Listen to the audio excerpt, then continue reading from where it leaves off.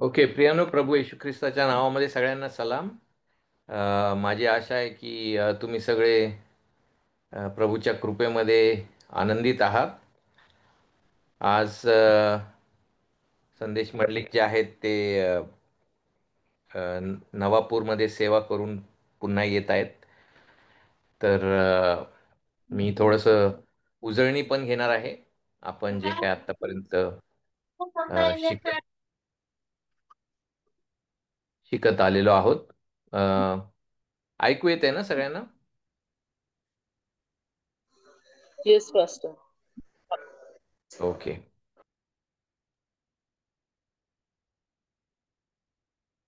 Okay. तर काही मला वाटतं एक दोन वर्षापूर्वी आपण नसरापूरला एक सेमिनार घेतला होता आणि त्याची थोडीशी आपण उजळणी करूया. आपण उलगडात्मक संदेश याबद्दल शिकलो होतो आणि फार चांगला प्रतिसाद होता. स्क्रीन दिसत आहे का सगळ्यांना?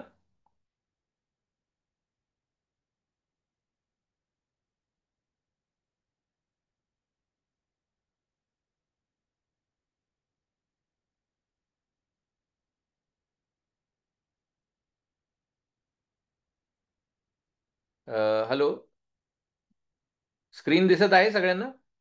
Share screen. Yes, Pastor. Okay. तर छोटीशी प्रार्थना करतो. हे आमच्या महान देवा, मी तुझ्या नावाला धन्यवाद देतो की तू आम्हाला तुझं वचन, तुझं प्रकाश आमच्या जीवनामध्ये दिलेलं आहे. त्या विना देवबापा आम्ही अंधारामध्ये चाचपडत होतो आणि खरं सत्य आम्हाला कळत नव्हतं आणि कधीच आम्हाला ख्रिस्ताची ओळख आणि तुझं जे गौरव आहे ते पाहायला मिळालं नसतं. पण तुझ्या वचनाबद्दल, तुझ्या सत्याबद्दल आणि तुझा पवित्र आत्मा जो आमचा मार्गदर्शक आहे त्याबद्दल आम्ही तुला धन्यवाद देतो. आज पुन्हा एकदा आम्ही विनंती करतो की तुझ्या आत्म्याद्वारे आणि तुझ्या वचनाद्वारे तू आम्हाला शिकव आणि भरव. ही लहानशी विनंती येशू ख्रिस्त त्याच्या गोड जिवंत नावात मागतो म्हणून तो आहे. आमेन. तर बरेच संदेश देण्याचे बरेचसे प्रकार आहेत. पण उलगडात्मक संदेश जो आहे ते कशाला म्हणतात बरं?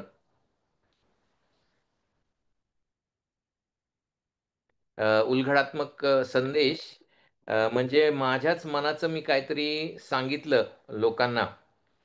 माझ्या मनामध्ये काही विचार आहेत आणि विशेष करून जे युद्ध होत आहेत आजकाल सगळीकडं, आणि मग रविवारी मी सखोल रीतीने रशिया त्याचा इतिहास, युक्रेन त्याचा इतिहास आणि मग जे काही चाललंय जगामध्ये एक सखोल अभ्यास दिला. तर त्याला उलगडात्मक संदेश म्हणू शकतो का आपण? उलगडा तर दिला. उलगडा तर दिला, पण बायबलचा उलगडा नाही दिला मी. ऐतिहासिक उलगडा दिला. तर त्याला बायबलचा उलगडा आपण म्हणू शकत नाही. आणि मग काही काही लोकांना आपल्याच काही गोष्टी प्रिय असतात.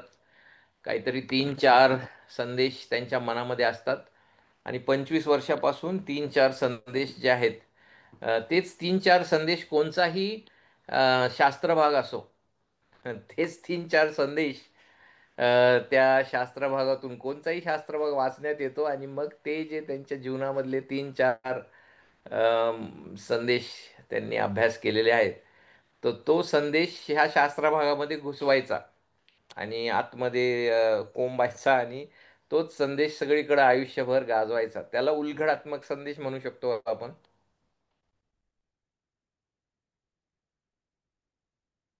नाही का? कारण जो शास्त्रभाग आहे त्याचा उलगडा झाला पाहिजे.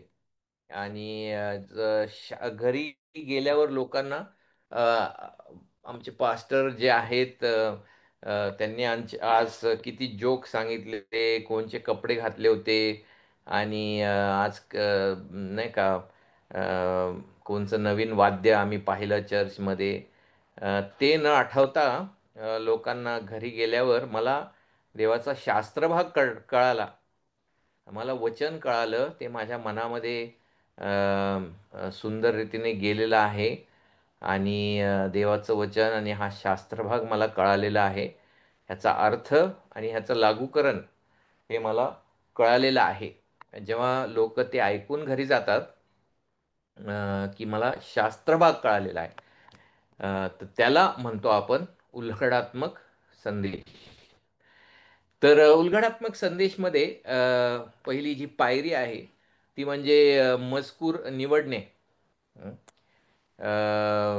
आणि मजकूर निवडणे जे आहे, ते केव्हा कठीण जातं, जेव्हा आपण अं, ह्या आठवड्याला मत्तईमध्ये असतो, मग पुढच्या आठवड्यामध्ये कुठतरी यरम्या संदेशामध्ये असतो, मग अजून पुढच्या आठवड्यामध्ये प्रगटीकरणात असतो. आणि जेव्हा आपल्याला आठवड्यामध्ये वाटतं की मी ह्याच्यावर दिला पाहिजे संदेश, अम, एका प्रकारे ते चुकीचं नाही. पण हे मजकूर निवडणं जो आहे, मग प्रत्येक आठवड्यामध्ये खूप कठीण असं पेचाचं होऊन जातं का? कारण कोणचा निवडावा, कोणचा निवडावा, मनामध्ये 2-3 मजकूर येतात. आता ह्यापैकी कोणचा चांगला असेल, आणि एक अभ्यास करायला लागतो, आणि मग तो लय कठीण वाटायला लागतो मजकूर. काही पॉईंट समजना, आणि काहीच समजना ह्याचं. मग दुसरा निवडतो आपण. मग अजून टाईम जातो. मग गुरुवार येतो, शुक्रवार येतो, आणि मग अजून एकदम टेन्शन, प्रेशर, रन रेट खूप वाढलेली असती. मग जुनाच कोणतरी आपलं मजकूर आणि शास्त्रभाग आपण काढतो, आणि मग त्याच्यावर देतो. तर त्यापेक्षा मला वाटतं जेव्हा आपण एक पुस्तक निवडतो बायबलचं, आणि एकामागं एक, एकामागं एक, जो पुढचा शास्त्रभाग, पुढचा शास्त्रभाग, पुढचा शास्त्रभाग जसा येतो, तसं जेव्हा आपण शिकवतो, तर तेव्हा मग आठवडाभर आपल्याला शोधत बसायला लागत नाही, की मी कशावर देणार आहे आणि कसं करणार आहे, आणि हा सोपा आहे, हा कठीण आहे. तर मजकूर निवडणे महत्त्वाचं असतं. प्रार्थनापूर्वक आपण तो पाहिला पाहिजे. आणि विशेष करून मजकूर जो आहे, संपूर्ण मजकूर आपण घेतला पाहिजे. आता उदाहरणार्थ मी मागच्या संडेला आपलं बायबलमधून आमच्या मंडळीमध्ये पहिले पेत्र जो आहे, आम्ही सॉरी सॉरी आमच्या मंडळीमध्ये मत्तय जो आहे त्याचा अभ्यास चालू आहे दर रविवारी.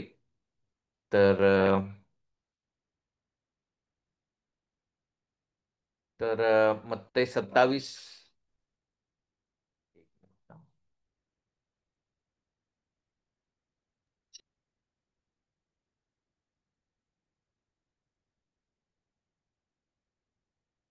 तर अ, आम्ही मत्तय 27 मध्ये आहोत.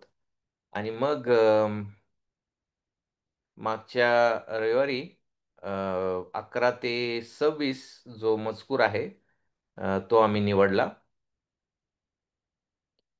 तर जरी मोठा होता शास्त्रभाग, आणि आमच्या मंडळीमध्ये हे पण असतं, भाषांतर पण असतं, पण म्हणजे फक्त पहिलं वचन आणि दुसरं वचन जर का मी निवडलं असतं तर ते योग्य राहणार नाही. कारण पहिलं वचन आणि दुसरं वचन असं म्हणतंय की मग येशूला सुभेदाराच्या पुढे उभं केले असता सुभेदाराने त्याला विचारले, तू यहूद्यांचा राजा आहेस का? येशूने त्याला म्हटले, आपण म्हणता तसे.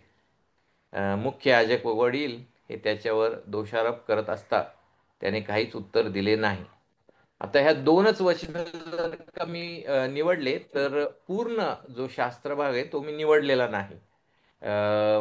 कारण पुढं पुन्हा एकदा येशूची शांतता त्याबद्दल आलेला आहे, आणि मग बराब्बस बद्दल आलेला आहे, आणि मग नंतर अम, त्याच्या पुढं आपण पाहतो की बराब्बसला सोडण्यात येतं, येशूला जे आहे त्याच्या ऐवजी अ, अ, पुढं करतात ते. आणि मग खाली गेल्यावर येशूला का वधस्तंभी सत्यशेवटी पिलात पाठवतो? कारण त्याचा मुख्य आरोप, त्याच्यावर मुख्य आरोप हा होता की तो राजा आहे असं म्हणतो. येशू राजा आहे. आणि मग पिलातावर प्रेशर आणि दबाव लोकांनी टाकलेला होता, की जर का तू ह्याला सोडलं तर तू कैसर बादशाहचा मित्र नाहीस.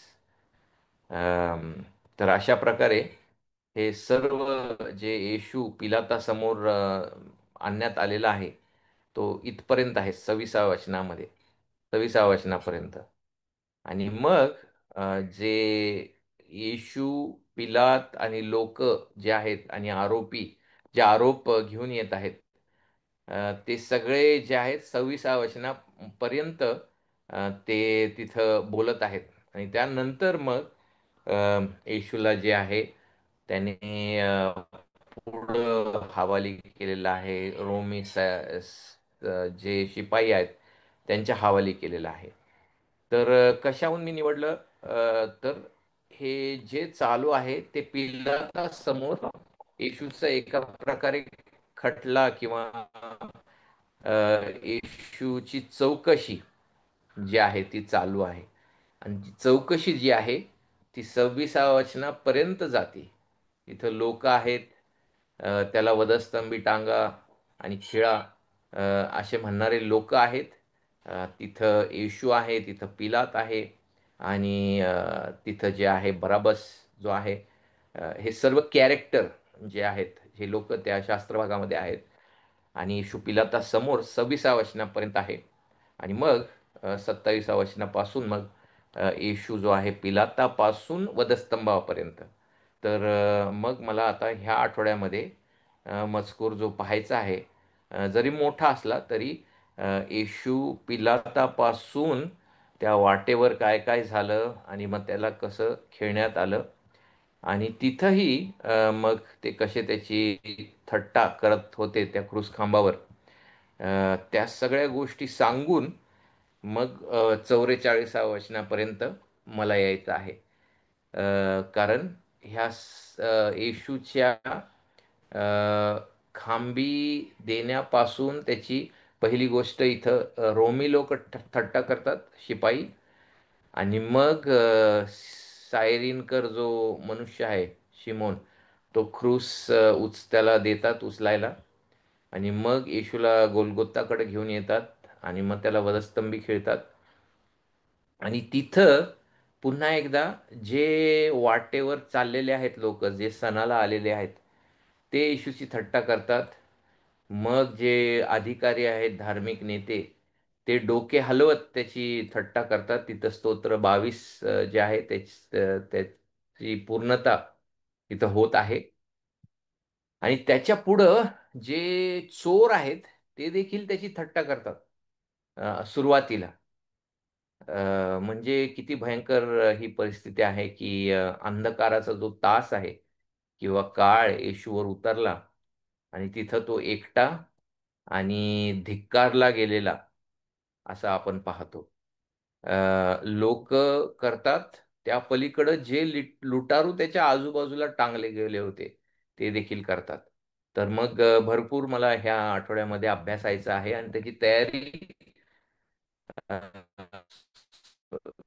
सोमवार माझी सुट्टीचा दिवस असतो, पण ट्यूसडे जो आहे, मंगळवार, तिथूनच मग हा शास्त्रभाग वारंवार वाचून प्रार्थनापूर्वक आणि मग जे आहे आणि मग विचार करणं, की कोणत्या ज्या गोष्टी वारंवार ह्या शास्त्रभागामध्ये येत आहेत, त्याची पाहणी करणं, ह्या सगळ्या गोष्टी आपण त्या सेमिनारमध्ये शिकलो होतो. इथं संपूर्ण मजकूर निवडणे खूप मोठा पण नाही आणि खूप लहान पण नाही. आणि मग अ,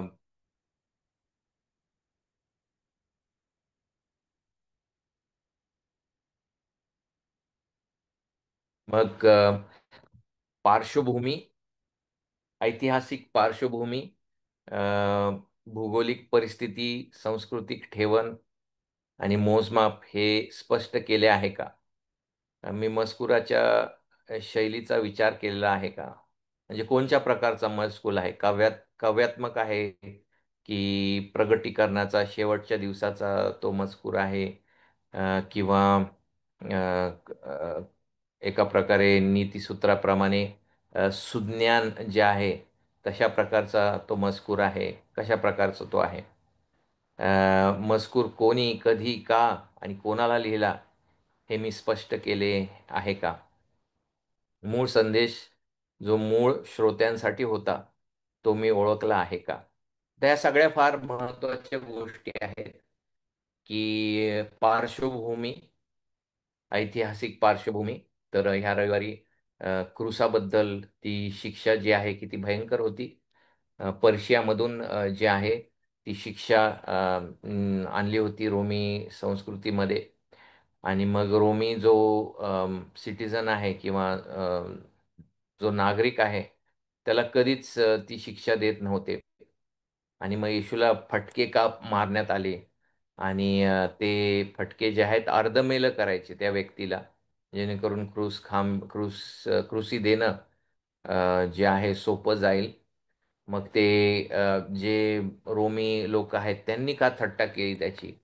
तर असं आहे पार्श्वभूमीमध्ये आणि सांस्कृतिक अभ्यासामध्ये, की जे बंडखोर होते त्यांनाच ते क्रूस खांबाची शिक्षा द्यायचे.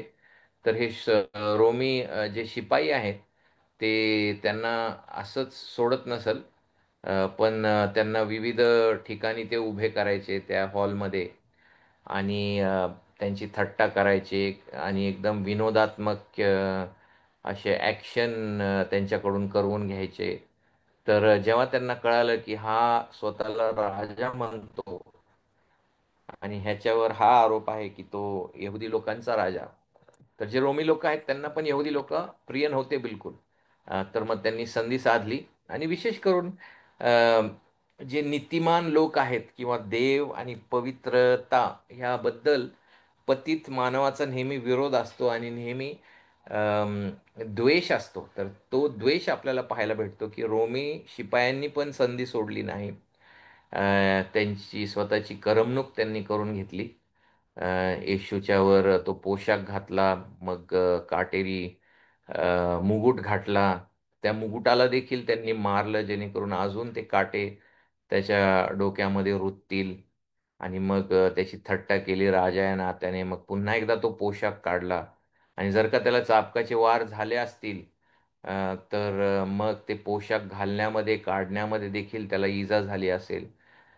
मग अ, काल्वरी जे आहे गोलगोता या ठिकाणी त्याला खेळण्यात आलं. मग ती भौगोलिक परिस्थिती किंवा काही कनेक्शन आहे का बायबलमध्ये?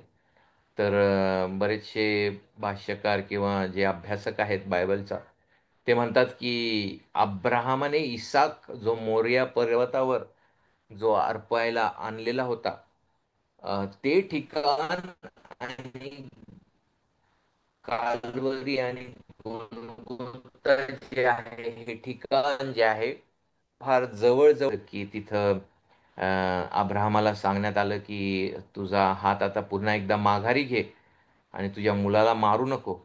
कारण मी तुझा विश्वास पाहिलेला आहे, तुझं जे प्रेम आणि आज्ञापालन आहे माझ्याप्रती ते पाहिलेलं आहे. पण ह्या काल्वरीवर जो स्वर्गीय पिता जो आहे तो माघार घेत नाही. तर त्याचा एकुलता एक पुत्र जो देवादी देव मनुष्याचा पुत्र त्याला तिथं अर्पिण्यात येतं, वधण्यात येतं, चिरडण्यात येतं, जेणेकरून आपल्या पापाची तरतूद त्या क्रूस खांबावर होईल. तर अशा ज्या गोष्टी आहेत मग आता मराठीमध्ये जे सी रायलची कॉमेंट्री पण उपलब्ध आहे. एक आय व्ही पीची कॉमेंट्री मराठीमध्ये उपलब्ध होती. ती आता अजून आहे की नाही माहीत नाही. WLP जे आहेत ते काढायचे. तर किंवा तुम्हाला मग ऑनलाईन जे नोट्स आहेत थोडं जरी इंग्लिश माहीत असेल तर ते गुगल ट्रान्सलेटमधून मध्ये टाकून अजून त्याचा मराठीमध्ये अर्थ जो आहे तो शोधून घेऊ शकता. किंवा ESV स्टडी बायबल हिंदीमध्ये आहे. आलेथिया मिनिस्ट्रीजने ते आणलं होतं, पण आता एवढ्या प्रती आहेत की नाही माहीत नाही. पण त्या स्टडी बायबलमध्ये पण जर का हिंदीमध्ये आपण वाचू शकलो तर तिथं पण तुम्हाला बरंच ह्याबद्दल शिकायला भेटू शकतं. तर अ, मूळ जे लोक आहेत त्यांना काय मत्थेकडून संदेश द्यायचा होता या मजकुराद्वारे, तर त्या लोकांना जे यहुदी बॅकग्राऊंडमधले लोक मत्तेचं पुस्तक वाचत होते त्यांना खूप शॉक आणि ते एकदमच अचंबित झाले असतील, की कसं आहे की मसीहाला असं वागवण्यात येत आहे. असं होऊच शकत नाही. तो खराच मसीहा आहे का? मग असं कसं त्याला वागवण्यात येतंय? रोमी लोकं त्याची थट्टा करतायत. यहुदी लोकं जे आजूबाजूला जाणारे आणि जे लुटारू पण त्याची थट्टा करत आहेत. तर मग असं कसं होऊ शकतं मसीहासंगती? पण जे आहे मत्तय मुद्दामून आपल्या शास्त्र भागामध्ये स्तोत्र 22 ची भाषा वापरत आहे. आणि तो वाचकांना दाखवत आहे की हे कसं दैवी योजना इथं पूर्ण होत आहे आणि दाखवून देत आहे की कसं आपल्या पापांमुळे देवाच्या नजरेमध्ये किती भयंकर आहे आणि त्या पापाचा जो झाडा आणि जबाब जो आहे आपल्याला द्यायचा होता, आणि आपल्यावर यायचं होतं ते ताडण आणि जी शिक्षा, आणि आपल्याला चिरडलं जाणं हे योग्य होतं. आणि आपल्याला शापित असं घोषित करणं हे योग्य होतं. पण कसं मग मसीहाला जे आहे आपल्या बदली देवाने अर्पण म्हणून दिलेलं आहे. तर ह्या सगळ्या गोष्टी त्या शास्त्रभागामधून जर का आपण वारंवार विचार करतो, की ह्याच्यामध्ये मला काय शिकायला भेटतंय आणि मला ख्रिस्ताचं गौरव कसं पाहायला भेटतंय. तर पहिलं आठवडाभर आपल्याला आपल्या हृदयाला जे आहे ते तृप्त करायचं आहे देवाचं गौरव पाहून आणि सखोल अभ्यास करून. म्हणून बायबल म्हणतं की तिमोथी ला पाऊल म्हणतो की ह्या सगळ्या गोष्टींमध्ये श्रम घे. म्हणजे सेवेत येणं म्हणजे नुसतं भेटीगाठी करणं, बड्डेला जाणं आणि मग आठवडाभर जे आहे एकदम रिलॅक्स राहणं आणि हे असं ह्याला सेवा म्हणत नाही. तिथं पाऊल त्याला म्हणतो की ह्या सगळ्या गोष्टींमध्ये श्रम घे, आणि हा जो शब्द श्रम घे तो म्हणजे घामाघूम एखादा व्यक्ती जो द्राक्षमळात वगैरे काम करत आहे, तो घामाघूम होऊन संध्याकाळी पूर्ण त्याची दमछाक झालेली आहे आणि तो एकदम टायर्ड, एकदम थकून बसलेला आहे. तर तसं ह्या शास्त्रामध्ये रमणं, शास्त्राचं सगळं सगळ्या ह्याच्यावर विचार करणं, टिप्पणी काढणं, पॉइंट्स काढणं, दुसऱ्या वचनासंगती कसं रिलेटेड आहे, शब्दाचा अर्थ काय आहे, ह्या सगळ्या गोष्टी यावर विचार करण्यास श्रम लागतो आणि वेळ लागतो. पण ह्यातून मग तो उलघडात्मक संदेश जो आहे तो बाहेर निघतो. मग उलगडात्मक संदेश गाजवत असताना जी प्रस्तावना जी आहे, सुरुवातीला इंट्रोडक्शन, मेसेजचं इंट्रोडक्शन जे आहे ते वरांड्याप्रमाणे असतं. की त्या वरांड्यामध्ये आपण लोकांना आत घरात घेऊन जाऊ इच्छितो, पण पहिलं वरांड्यामध्ये आणतो. कधी कधी काही लोकांचा वरांडा इतका मोठा असतो, घरापेक्षा मोठा असतो. म्हणजे सुरुवातीचे परिचयाचे जे शब्द आहेत तेच 20-25 मिनिट जातात. आणि मग संदेशाला काही जास्त वेळ उरत नाही. अम, तर जो परिचय किंवा सॉरी प्रस्तावना जी असती संदेश गाजवत असताना ती अशी पाहिजे की माझे जे ऐकणारे आहेत अ, त्यांनी माझा संदेश का ऐकावा आज. अम, ह्या प्रस्तावनामध्ये आपण असे काही प्रश्न विचारू शकतो किंवा अशी काही घटना आहे त्याबद्दल सांगू शकतो, जेणेकरून जे ऐकणारे आहेत त्यांना एक उत्कंठा निर्माण होईल की होय, ही भयंकर परिस्थिती आहे आणि त्याचं उत्तर मला ह्या संदेशामध्ये मिळेल का. तर जर का मी येशू ख्रिस्ताला कसं खांबी देण्यात आलं आणि त्याला कसं जे आहे त्या वधस्तंभापर्यंत नेण्यात आलं आणि त्याला कसं खेळण्यात आलं ह्याबद्दलचा माझा संदेश असेल, तर माझा परिचय आणि प्रस्तावना जी आहे ती अशी असली पाहिजे की का बरं माझ्या ऐकणाऱ्या लोकांना, जरी ही गोष्ट ख्रिस्ती लोकांना माहीत आहे, बऱ्याचशा वेळेस त्यांनी ऐकलेली आहे, वाचलेली आहे, तरी पण आज नव्याने त्यांनी का ह्याकडे लक्ष दिलं पाहिजे? तर त्याला म्हणतात प्रस्तावना किंवा सुरुवातीला संदेश सुरुवात करत असताना आपण जे काही बोलतो ते आपल्या संदेशासंगती जुळते असे असायला पाहिजे. नाहीतर काही लोक सांगण्यापुरतं एक गोष्ट सांगतात आणि मग ती गोष्ट झाल्यानंतर मग संदेशाकडे येतात. पण ती गोष्ट का सांगितली अगोदर? तिचं माझ्या शास्त्रासंगती काय नातं होतं?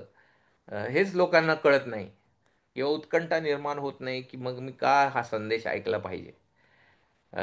तर त्या वरांड्याचं काम आहे, की लोक त्या वरांड्यामध्ये आल्यानंतर मग ते जे आहेत मग त्यांच्यामध्ये एक उत्कंठा निर्माण व्हायला पाहिजे, की आता मुख्य हॉलमध्ये मला घेऊन जाणार आहेत. तर तसंच खूप मोठा पण परिचय नसावा आणि खूप लहान पण नसावा. काही काही महान देवाचे सेवक म्हणतात, जर का चांगला परिचय मिळाला नाही जर का ह्या रविवारी तुम्हाला प्रस्तावना, तर मग नाही सांगितलं तरी चालेल.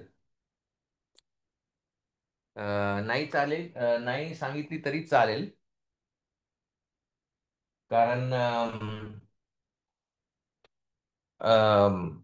उगच लोकांचा टाइम वेस्ट करण्याऐवजी आपण नाही सांगितलं काही, फक्त एक दोन प्रश्न विचारले आणि मग आपण संदेशाकडे गेलो तरी चालेल.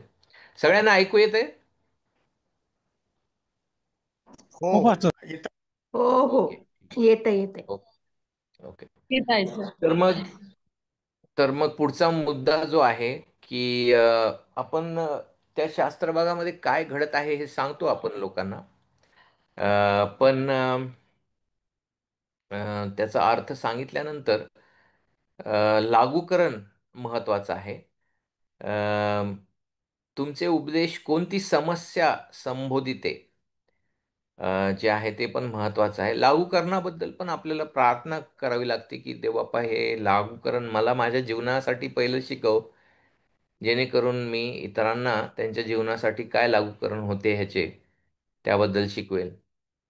तर कोणत्या प्राथमिक कृतीकडे लक्ष देत आहे शास्त्रभाग?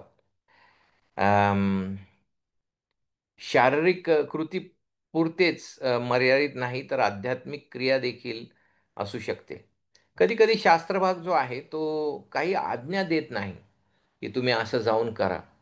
उदाहरणार्थ आता मत्ते 27 मध्ये आम्ही आहोत, तर तिथं त्याला डिस्क्रिप्टिव्ह म्हणतात. म्हणजे मत्ते आपल्याला फक्त तिथं काय घडलं हे सांगत आहे. अ, मग त्याचा अर्थ तो तिथं देतो, पण लागूकरण काही देत नाही. लागूकरण हेच असेल मग त्याचं, की तुम्ही ह्या गोष्टी ऐका आणि त्यावर विश्वास ठेवा, की शास्त्राप्रमाणे तो खांबी देण्यात आला आणि कसं शास्त्र देवाने पूर्ण केलं आणि स्तोत्र 22 किती श 700-800 वर्षापूर्वीचं जे स्तोत्र आहे ते कसं तंतोतंत पूर्ण झालं. त्यासाठी देखील त्यांनी चिठ्ठ्या टाकल्या.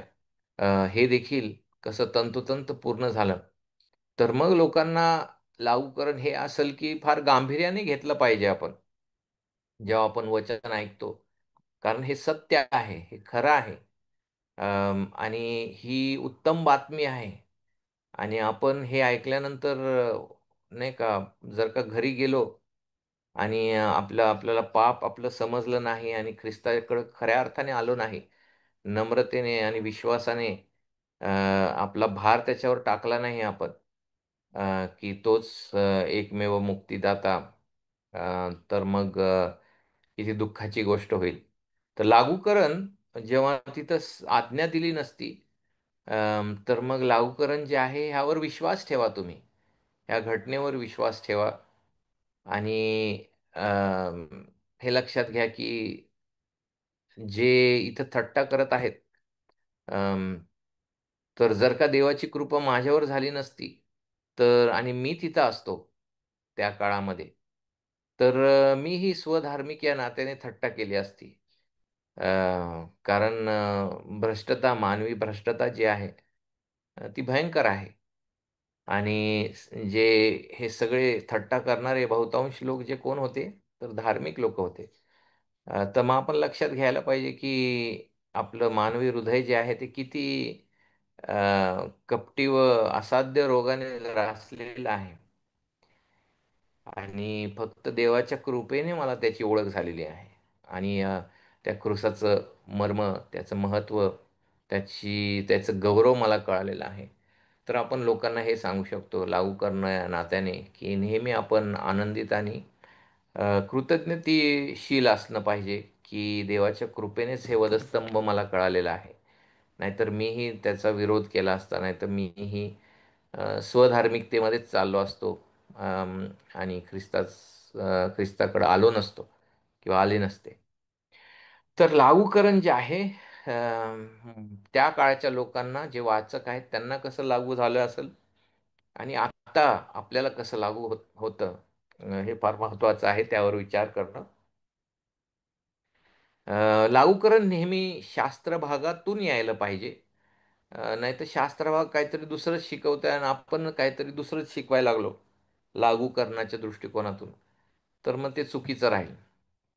आपलं लागूकरण जे आहे, ते त्या शास्त्र भागातून, त्या मजकुरातून कसं आलेलं आहे हे लोकांना कळलं पाहिजे. अम, तर ह्या सगळ्या गोष्टी ज्या आहेत आपण त्या कॅम्पमध्ये शिकलो. अम, आणि ह्याची उजळणी आपण करत आहोत. आणि मग संदेशाचं शेवट महत्त्वाचा असतो. जास्त लांब पण नसावा, जास्त अचानक पण नसावा. कधी कधी जे आहे प्लेन आपण खाली आणतो, विमान पण पुन्हा एकदा उडवतो विमान. आणि पुन्हा एकदा 15 मिनिट फिरवतो आपण विमान, आणि काही शेवट होतच नाही संदेशाचा. तर त्याची दखल आपण घेतली पाहिजे. अम, तर शेवट करत असताना आपले जे समोर बसलेले आहेत, काही अविश्वासणारे असतील, त्यांना मग ख्रिस्ताकडे येण्याचे आव्हान आपण केले पाहिजे त्या संदेशाद्वारे. मग विश्वासणारे जे आहेत त्यांना त्यांचे दोष या संदेशाद्वारे समजले पाहिजे आणि ते देखील ख्रिस्ताकडे आले पाहिजे विश्वासाने. आणि मग विश्वासणाऱ्यांना ख्रिस्तावर विश्वासाने चालणे शिकवणे, की आता आपणही आपला क्रूस उचलून कसं ह्या प्रभूच्या माग आलं पाहिजे. आणि विश्वासणाऱ्याच्या आत्म्याच्या सामर्थ्यावर निर्भर राहण्यास सांगणे. जेव्हा आपण समाप्त करत असतो, तेव्हा आता तुम्ही देवाचं वचन ऐकलं, आता तुम्ही स्वबळाने जाऊन तुमचं पवित्रीकरण साधा, असं नसतं. तर ह्या महान देवाकडे तुम्ही पहा आणि त्यांनी जे कार्य तुमच्यामध्ये आरंभिलेलं आहे तो संपुष्टात आणणार आहे. मग त्याच्याकडे तुम्ही विश्वासाने बघा, कृपा मागा, त्यासाठी जगू शकता. आणि विश्वासणाऱ्याला कृपेचे साधनाचे वापर करण्याची विनंती, की हा संदेश म्हणजे कृपेचे साधन म्हणजे ज्या गोष्टी त्याचं आवाज ब्रेक होते बरं. आणि प्रार्थना आणि कठीण परिस्थिती, ह्या सगळ्या गोष्टी एक साधन म्हणतात देवाच्या हातामध्ये, जेणेकरून देव विश्वासणाऱ्याला अजून पवित्र करू शकतो. तर लोकांना त्यांच्या देवाच्या साधनांची आठवण करून देणे, की ह्याद्वारे देव तुम्हाला अधिक आणि अधिक पवित्र करू इच्छितो. तर हे हे जे वचन आहे तुमच्या मध्ये राहू द्या आणि त्यावर मनन करा आणि प्रार्थनापूर्वक देवावर विसंबून राहा, त्याला कृपा व शक्ती मागा. तर तसं आपण लोकांना घरी पाठवून देतो. स्वबळामध्ये नाही, तर देवाकडं पाहत देवाच्याकडून शक्ती संपादन करून तुम्ही पुढं जा, अशा रीतीने आपण लोकांना पुढं पाठवतो. तर मागच्या रविवारी मग हा आमचा शास्त्र भाग होता. तर हे उलगडात्मक जो संदेश आहे तो कसा, मग त्या रूपरेषेमध्ये आणि या सगळ्या गोष्टींमध्ये आपल्याला पाहायला भेटतो. तर त्याकडे आपण बघूया. तर मत्तई 27 जो आहे, 11 ते 26 हा शास्त्र भाग आहे. तिथं आपल्याला पाहायला भेटतं की येशू ख्रिस्त जो आहे, अ, त्याला पिलातासमोर आणलेला आहे. आणि मग बराबस जो आहे त्याची मागणी करतात लोक. आणि मग सत्यशेवटी पिलात जो आहे तो दबावाखाली येतो, लोकांच्या दबावाखाली येतो. आणि मग नीतिमान रीतीने तो वागत नाही. तर येशू ख्रिस्ताला अनैतिक रीतीने जे आहे, भयभीत होऊन तो वधस्तंभी खेळण्याची आज्ञा देतो. किंवा पदस्तंभी खेळायसाठी सोडून देतो त्यांच्या हवाली. तर हे जेव्हा मत्तेचे वाचक जे आहेत अगोदर ते वाचत असतील, तर तेव्हा त्यांना काय मोह होईल हे म्हणण्याचं की सगळं काही बिघडत आहे मसीहाच्या जीवनामध्ये. आणि मग ते तू तर सांगतो हा दाविदाचा पुत्र आहे, अब्रामाचा पुत्र आहे पहिल्या अध्यायामध्ये.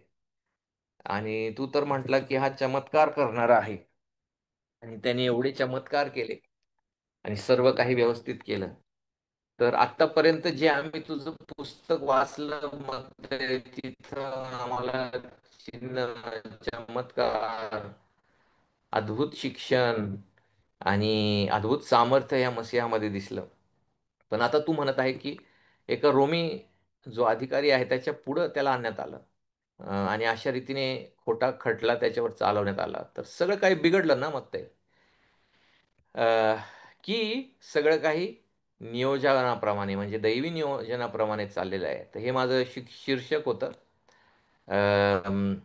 आणि मग पुढं मुख्य जी कल्पना ती अशी होती की जेव्हा सर्व काही असल्यासारखं वाटतं, येशूवर खोटा आरोप होता, खुनी मोकळा होतो बराबस, आणि न्याय नाकारला जातो पिलाताकडून, तरी सुद्धा देवाची कृपामय तारण योजना अचूक रीतीने पार पडत असते. तर हा माझ्या अभ्यासातून मग मला कळालं की हे मत्तायला आपल्याला सांगायचं आहे की तो वास्तविकतेने आणि तो सरळ सरळ सांगत आहे की असं असं घडलं मसीहा संगती. आणि तरी देखील देव त्याची महान योजना जी आहे ती पुरी करत होता. तर पहिलं काय घडलं मसीहा संगती, तर मानवाच्या न्यायासमोर देवपुत्र शांत उभा आहे. मानव म्हणजे पिलात, आणि पिलात जो आहे रोमी गव्हर्नर, त्याच्या समोर तो शांत उभा आहे. अम, आणि हे गोंधळात सारखं आहे त्या लोकांसाठी की आमचा मसिहा कसा शांत उभा राहील, आणि ते देखील रोमी सरकारासमोर. आमच्या मनामध्ये तर आम्हाला असं वाटत होतं की तो एका घोड्यावर येईल, त्याच्या सैन्यासंगती येईल, आणि त्या रोमी जो पिलात आहे त्याला पूर्णपणे उद्ध्वस्त करून टाकल. पण इथं येशूला रात्रभर त्यांनी बांधलेल्या अवस्थेमध्ये ठेवलेलं आहे यहुद्यांनी. त्याच्यावर खोटा आरोप आणलेले आहेत. आणि मग त्याला चपराक मारलेली आहे, त्याला सतवण्यात आलेलं आहे रात्रभर, आणि मग त्याला इथं प्रगट केलेला आहे. तर मग हा कसा तो दाविदाचा पुत्र, हा कसा तो खराखुरा मसिया मत्तय. पण मत्तय म्हणतो की नाही, मी तुम्हाला दाखवतो हे कसं आहे. कारण देवाने ऑलरेडी हे सांगितलेलं होतं यशयामध्ये 56 आणि 53:7 मध्ये की तो स्तब्ध उभा आहे. आणि तो जो आहे, जे लोकर कापण्यासारखे जे मेंढरं आहेत, तसा तो शांत उभा राहिला असं भविष्यवाणी होती. आणि तेच तो होत आहे.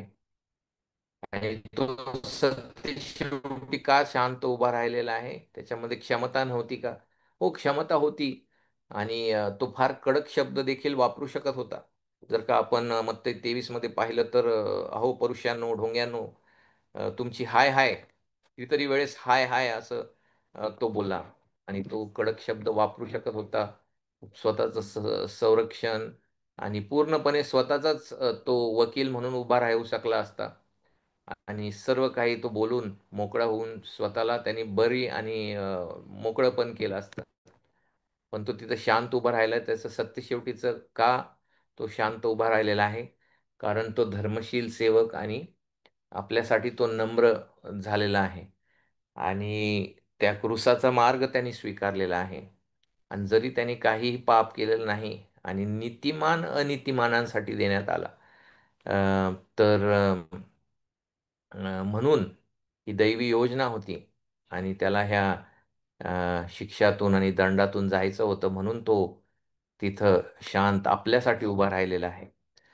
जेणेकरून अ, आपल्याला त्याची ओळख होईल आणि आपण अनंत कालासाठी त्याच्यासाठी गाऊ शकू आणि साक्ष देऊ शकू आणि त्याची उपकार स्तुती करू शकू आणि आपली जीभ मोकळी होईल त्याचं स्तुतिगान करण्यासाठी.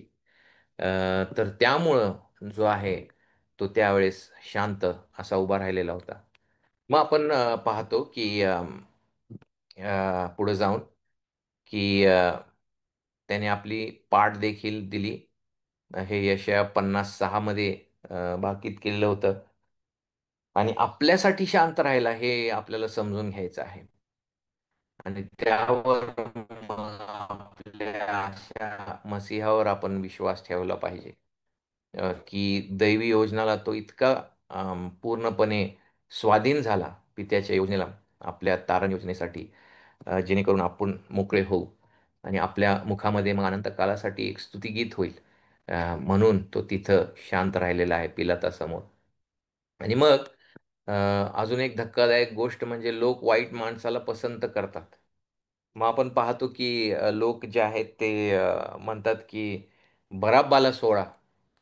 आणि मग पिलाताला वाटतं की खरंच मग आता येशू निर्दोष आहे आणि ह्यांनी हेव्यामुळं त्याला दिलेलं आहे. कदाचित जर का मी बराबस किंवा येशू ही ऑफर त्यांना दिली, तर येशूकडे पाहून तर काहीच वाटत नाही की हा बंडखोर आहे, हा काहीतरी सर्व उलथापालथ करण्यासाठी आलेला आहे, हे रोमचं साम्राज्य, असं काहीच वाटत नाही आपल्याला. तर कदाचित ही ऑफर दिल्यावर लोक पुन्हा एकदा विचार करतील आणि मग हा जो निर्दोष येशू आहे त्याला सोडतील. म्हणून पिलात पण त्यांना म्हणतो की मी कुणाला मोकळं करू. आता मोशेच्या नियमशास्त्रामध्ये असा नियम नव्हता की एखाद्या व्यक्तीला वळवण्याच्या सणामध्ये मोकळं केलं पाहिजे. पण एका प्रकारे ही रोमी लोकांची एक रीती होती, एक परंपरा बनलेली होती की यहुदी लोकांना खुश करण्यासाठी त्यांच्या सणावाराच्या दिवसाला एक कैदी जो आहे त्याला ते बरी करायचे, सोडून द्यायचे. आणि इथं आपण पाहतो की बराबा जो आहे तो बायबलमध्ये त्याला खुनी म्हटलेला आहे, चोर, लुटारू, आणि रोम विरुद्ध बंड करणारा. म्हणजे तो कधीच सुटू शकत नव्हता. आणि दुसऱ्या दिवशी जर का असा विचार लोकांनी केला असता तर कदाचित पिलाताने त्याला सोडलंच नसतं, कारण तो एवढा भयंकर असा व्यक्ती होता. आणि बराब्बा म्हणजे एका पित्याचा मुलगा, एका पित्याचा पुत्र असा तो अर्थ होतो. आणि त्याचं नाव पण येशू बराब्बा. हं. तर पित्याचा पुत्र हे नाव त्याला का देण्यात आलं माहित नाही आपल्याला. कदाचित त्याचा पिता कोण आहे तो माहीत नसेल लोकांना, किंवा पिता हा जो आहे हा शब्द राब्बी लोकांसाठी पण वापरायचे. तर कदाचित एका राब्बी गुरुचा तो मुलगा होता. असं पण होऊ शकल, आपल्याला माहीत नाही. पण आता घटना कशी घडलेली आहे बघा, देवाच्या पूर्व नियोजनाप्रमाणे, देवाच्या योजनेप्रमाणे, की ह्याचं नाव आहे येशू बरब्बा. हं? येशू पित्याचा पुत्र. आणि तो भयंकर पुत्र आहे. पापी. आणि त्याने रोम विरुद्ध बंड करून काहीतरी नाव मिळवायचं किंवा काहीतरी स्वतःच्या आवेशाने करायचा प्रयत्न केला आहे. आणि तो पकडण्यात आलेला आहे आणि तो कधीच सुटला नसता. पण लोकांनी त्याची मागणी केलेली आहे आणि पिलातानी ही ऑफर पुन्हा एकदा लोकांना दिलेली आहे, कुणाला सोडू, येशू बराब्बा किंवा हा मनुष्याचा पुत्र, तुमचा राजा. आणि किती भयंकर जी गोष्ट आहे की मानवी हृदय अंधारलेलं, बायबल सांगते की प्रकाश ह्या जगामध्ये आला तरी लोकांनी अंधार निवडलेला आहे, अंधकार निवडलेला आहे. म्हणजे ज्याने आयुष्य येशूचे 3.5 वर्ष जे आहे पूर्णपणे लोकांची सेवा केली, लोकांना बरं केलं, भरवलं. हे सगळं कसे लोक तात्काळ विसरून गेलेले आहेत आणि त्यांना जे होसान्ना म्हणणारे जे लोक आहेत काही दिवसांपूर्वी, आता ते म्हणत आहे की नाही आम्हाला बरब्बा द्या म्हणून. तर इथं मानवी हृदय हे किती कपटी, असाध्य रोगाने ग्रासलेलं आहे, भयंकर असं आहे. हे आपल्याला पाहायला भेटतं की ते बराब्बाची मागणी करतात. आणि मग येशूबद्दल काय करू जेव्हा पिलात विचारतो, तेव्हा ते म्हणतात ह्याला खांबी द्या, ह्याला खांबी खेळा म्हणून. तर तिथं देवाची योजना पूर्ण होत आहे की येशूचा मृत्यू जो आहे तो दगडमाराने होणार नव्हता, तर त्याला उचलण्यात येणार होतं, वर उचलण्यात येणार होतं, तेव्हा मी लोकांना माझ्याकडे आकर्षित करेल म्हणून. तर इथं आपण पाहतो की तसं मग होत आहे. आणि जे वाचक आहेत ते एकदमच अचंबित आणि खूपच असे पूर्ण हलून जातील की बराब्बासारख्या व्यक्तीला लोकांनी मोकळं केलेलं आहे आणि येशूला वधस्तंभी दिलेला आहे. पण आपण इथं काय पाहतो की हे येशूने होऊ दिलं. आणि का? कारण ही जी अदलाबदल झाली आणि जो पापी आहे, जो सुटू शकत नव्हता, तो सुटला. आणि त्याच्या ऐवजी जो निर्दोष, निष्कलंक, नीतिमान देण्यात आला त्याच्या जागी. हे जे साधं सोप्पं तिथं घडलं, अदलाबदल घडलं, हे कुणालाही समजता येईल मग. आणि एका लहान मुलांना पण आपण शिकू शकू की बघा ह्या चित्राद्वारे आपल्याला सुवार्ता कशी कळती. की एक दोषी, पापी, असहाय्य व्यक्ती सुटतो आणि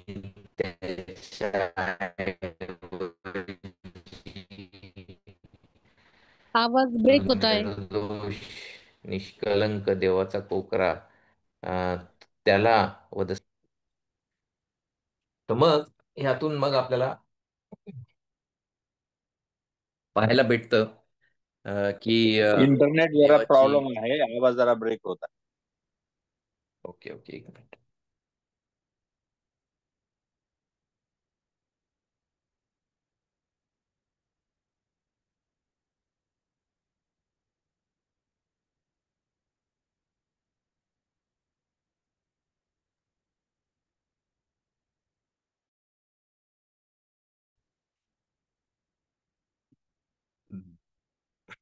ओके, आता कसं आहे? तो येतोय येतो आता ठीक आहे, ओके. तर इथं आपल्याला पाहायला भेटतं की कसं देव जरी सगळं काही भयंकर आणि विस्कळीत होत आहे की बराब्बाला ते पसंत करत आहेत, तरी ह्यातून सुवार्तेचं सुंदर चित्र देव काढत आहे लोकांसमोर, जेणेकरून आपण संडे स्कूलच्या लहान मुलांना पण दाखवू शकतो की बघा हे किती अद्भुत आहे की अशी अदलाबदल झालेली आहे. आणि मग ह्याचं लागूकरण असं आहे की आपणही बराब्बासारखं कृतीमध्ये जरी भयंकर गोष्टी केल्या नसतील, पण देवाचं गौरव आपण चोरलेला आहे आणि स्वमार्ग धरलेला आहे. स्व आवेशाने आपण जे आहे पापामागत मागं धावलेलो आहे आपल्या जीवनामध्ये. आणि आपल्याला पण ख्रिस्ताची ओळख नव्हती ह्या बराब्बासारखं. त्याचं तेज, त्याचं गौरव जे आहे ते आपल्याला कळालेलं नव्हतं. आणि आपली काहीच पात्रता नव्हती की आणि योग्यता नव्हती की आपल्याला सोडण्यात यावं. पण येशूने आपली जागा घेतलेली आहे. तर हे वैयक्तिक रीतीने कळणं आणि ह्यामध्ये सुवार्तेचं चित्र पाहणं हे फार महत्त्वाचं आहे. असं आपण इकडं ह्या घटनेतून पाहू शकतो. जरी काय सगळं विस्कळीत होत आहे येशूच्या जीवनामध्ये, जरी आपल्याला पाहायला भेटतंय, तरी बघा देवाची योजना जी आहे ती कशी पूर्ण आणि पुढं चाललेली आहे. मग आपण पाहतो की लोकांचा दबाव आणि पिलाताची कमजोरी, आणि जे वाचक आहेत मत्तईचे त्यांना हे पण कळालं असेल की मग का येशू जर का मसीहा आहे तर त्याने का असं काहीतरी अलौकिक करून दाखवलं नाही, जेणेकरून पिलात जो आहे तो पूर्णपणे त्याला खात्री होईल की येशूला सोडलं पाहिजे. कारण पिलाताची जी पत्नी आहे ती पण संदेश घेऊन आली की एका स्वप्नामुळे मी भरपूर त्रासलेले आहे रात्री, आणि ह्या जो व्यक्ती आहे हा निर्दोष आहे, या नीतिमान व्यक्तीसंगती काहीच तुम्ही करू नका, ह्याला सोडून द्या, असं तिची विनंती आलेली आहे. तरी देखील जो आहे पिलात जो आहे त्याचं मन जे आहे घट्ट करतो. आणि विशेष करून थोडीशी पार्श्वभूमी आपल्याला समजून घेणं गरजेचं आहे की यहुदी लोक जे आहेत आणि पिलात यांचं संबंध जे आहेत ते चांगले नव्हते. पिलाताने काही ज्या युद्धामधल्या रोमी ढाल जे आहेत त्या हेरोदच्या काही बिल्डिंग्समध्ये आणण्याचा प्रयत्न केलेला होता, पण त्या ज्या रोमी ढाल होत्या त्यावर मग रोमी दैवतांचे वगैरे चित्र होते, आणि मग यहुदी लोकांना ते बिलकुल पसंत नव्हतं. या अगोदर यहुदी लोकांनी कंप्लेन पण पाठवली होती कैसर बादशाला, की पिलात जो आहे असं कसं असं असं करतो, तो जाच जुलूम करतो. आता मत्तई जास्त आपल्याला त्याच्या जाच जुलमाबद्दल त्याच्या पुस्तकामध्ये लिहित नाही. पण वास्तविकता ही होती की तो चांगला व्यक्ती नव्हता आणि ऑलरेडी कंप्लेन गेलेली होती, आणि एखाद्या व्यक्तीला पॅलेस्टाईनमध्ये पाठवणं ही एका प्रकारे शिक्षेची पोस्टिंग होती. जसं गडचिरोली वगैरे म्हणतात आपल्या इथं नक्षलवाद्यांच्या इकडे पोस्टिंग करणं, तरी एका प्रकारे ती शिक्षा असते. तर तसंच इथं कोणच जाऊ इच्छित नव्हतं पॅलेस्टाईनमध्ये, कारण नेहमी तिकडं बंड आणि बऱ्याचशा समस्या होत्या, आणि लोकांना हँडल करणं, लोकांना सगळं सांभाळून घेणं हे त्याच्या चारित्र्यामध्ये, त्याच्या कॅरेक्टरमध्ये बिलकुल नव्हतं. तर एक कंप्लेन कैसर बादशाकडे गेलेली होती. तर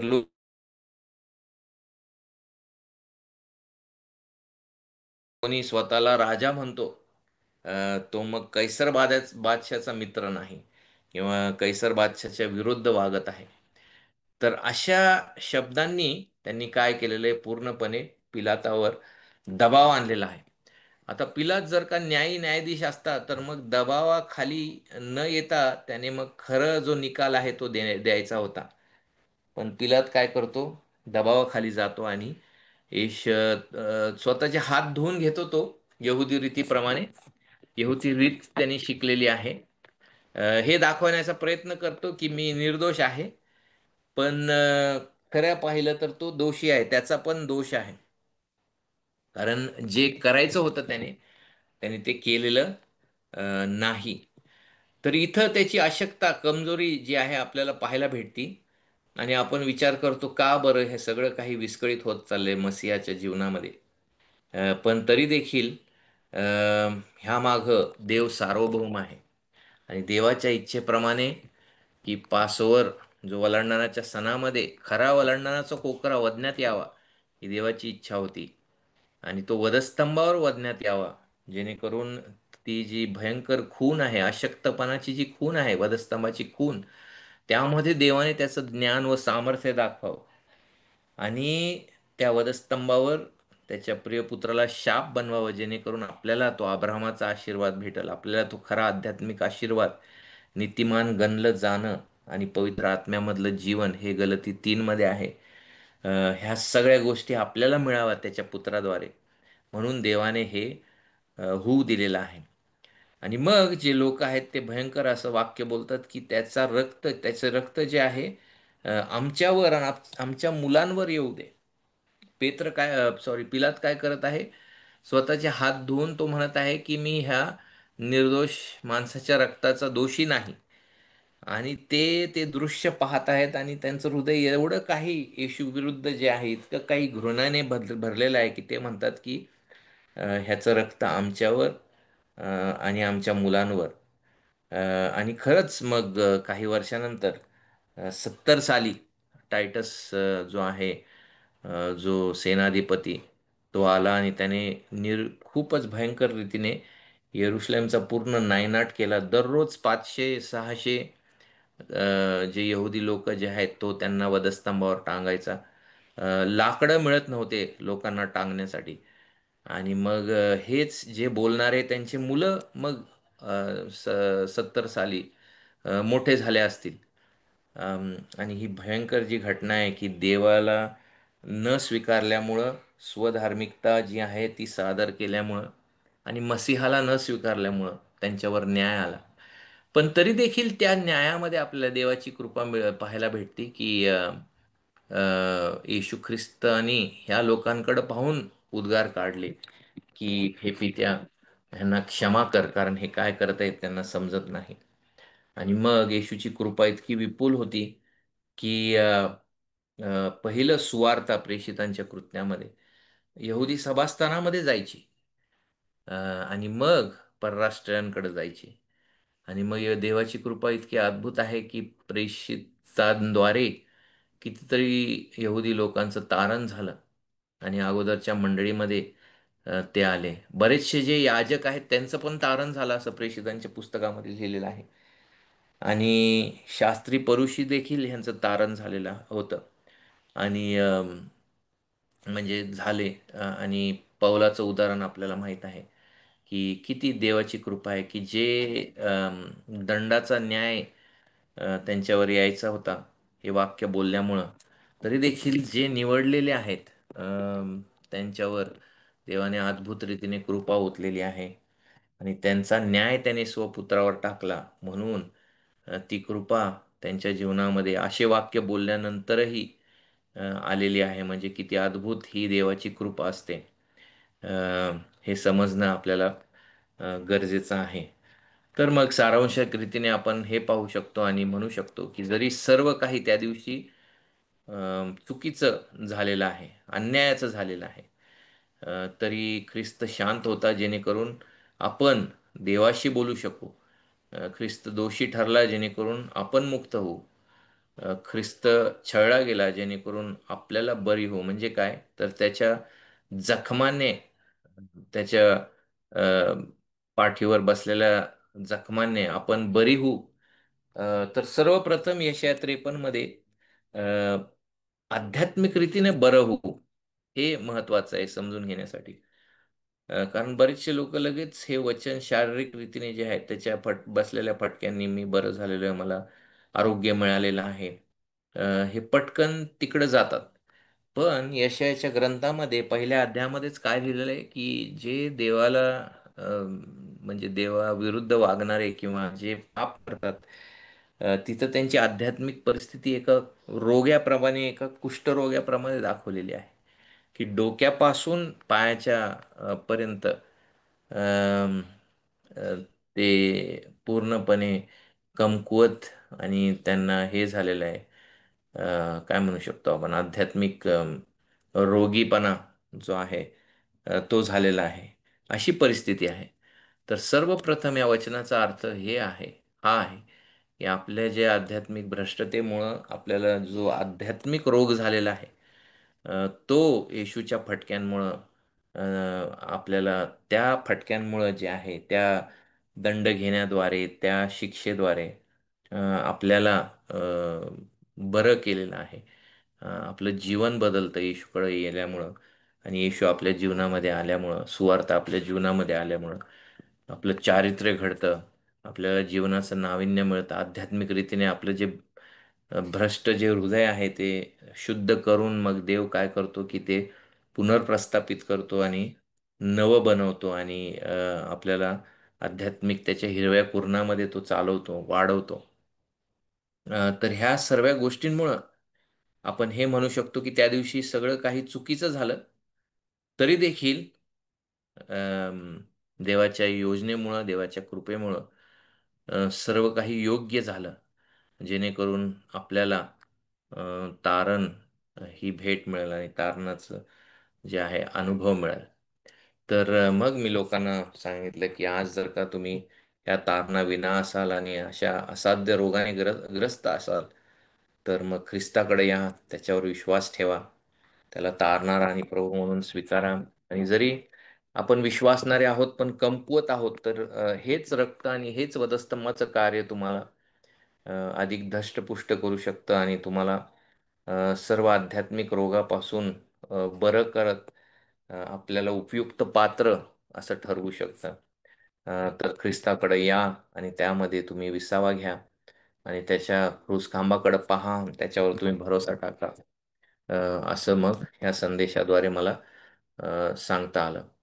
तर हा होता एक नमुना की जेव्हा आपण उलगडात्मक संदेश देतो आणि पूर्ण वचन जे आहे ते समजून स्वतःचं शहाणपण नाही तर वचन काय सांगतं हे लोकांपुढं सादर करतो, तर लोकांना मग कसं आत्मिक अन्न भेटतं, लोकांना ख्रिस्ताचं गौरव दिसतं देवाच्या कृपेने, आणि लोक जे आहेत ताजेतवाने होतात आणि खरंच घरी जाऊन ते आशीर्वादित होतात.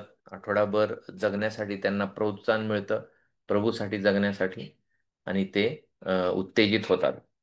तर म्हणून आम्ही एवढे प्रयास घेत आहोत आणि सगळीकडं उलगडात्मक शिक्षण हे महत्त्वाचं आहे. अ, आणि मंडळी जर का पुन्हा एकदा ट्रॅकवर यायची असेल कोणतीही मंडळी, तर सर्वप्रथम हा निर्णय मंडळीने घेतला पाहिजे की आम्हाला जे आहे असं वरवरचं शिक्षण नको, आम्हाला उलगडात्मक शिक्षण पाहिजे. मगच ती मंडळी जी आहे मग ती ट्रॅकवर येणार आणि बऱ्याचशा ज्या गोष्टी आहेत त्या सॉल्व्ह होणार किंवा सुरळीत होणार त्या मंडळीमध्ये. तर इथं आपण थांबूया आणि काही प्रश्न असतील किंवा काही विचार असतील तर आपण विचारू शकता. आणि मग माझे जे वडील आहेत विजयकुमार ससाने ते मग शेवटची प्रार्थना करते.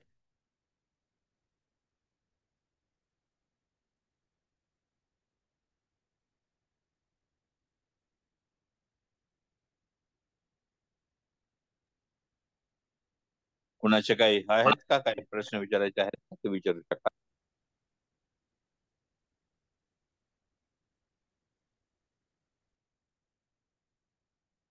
ठीक आहे, आपण प्रार्थना करूया. धन्यवाद आमच्या जिवंत देव बापा, आम्ही तुला उंचावत असतो आज सायंकाळी पास्टर त्यांचा उपयोग करून संदेश कसा असावा, तयारी कशी करावी, उलगाटात्मक संदेश कसा असावा, त्यातून लागूकरण कसं असावं, आणि एक उदाहरण घेऊन सुंदर सफेद सरते शेवटी आमचं मत नाही तर पवित्र शास्त्र काय सांगतं ते शोधून काढणं, आमच्या आजूबाजूला काय घडतं ते नाही तर पवित्र शास्त्रात त्या वचनाभोवती काय घडत आहे ते सखोल रीतीने शोधणं, आणि त्या काळात त्या लोकांना त्याचा काय अर्थ समजला होता ते समजून आताच्या परिस्थितीला काय लागू करता येईल ते आम्हाला पवित्र कसं मननपूर्वक तयारी करायची, त्यासाठी तू सुंदरशा रीतीने शिक्षण दिले, आपण तुला धन्यवाद. उंचावतो प्रभू, तू चांगला आहेस. आणि आमचे पास्टर संदेश सध्या नंदुरबारला गेलेले आहेत, त्यांचा उपयोग करून घेत आहेस, त्यांचं परतीच्या प्रवासाला आहे, त्यांचं तू सहाय्य करीत आहे. धन्यवाद देतो प्रभू या बीटीसीपीच्या क्लास बद्दल. हे सर्व प्रियजन वेळ काढून येत आहे, जॉईन होत आहेत आणि पितृ आशीर्वाद देत होत आहे. येणाऱ्या दिवसातही प्रभू आम्हाला अधिक चांगल्या प्रकारे याचा उपयोग आमच्या आध्यात्मिक वाढीसाठी होईल, तुझ्या गौरवात होईल असं तू या वेळेबद्दल धन्यवाद दे. लहानशी प्रार्थना प्रभू येशू ख्रिस्ताच्या प्रिय जीवत नावाने मागतो म्हणून पाहिजे. आमेन. आमेन. सलाम अंकल. सलाम सलाम. Thank you everybody. Thank you. Praise the Lord. सलाम. Shalom. Okay Thank okay you, okay. Pastor. Thank you. Yes thank you. Good night, Baba. Praise the Lord. Good night, सलाम. गुड नाईट दादा. Good Praise the night. Lord, Praise the Lord. सर्वांना. Thank you. Salam. Salam. Okay okay Manisha, thank you. Thank you, Pastor. Okay. Bye. Good night. Good night.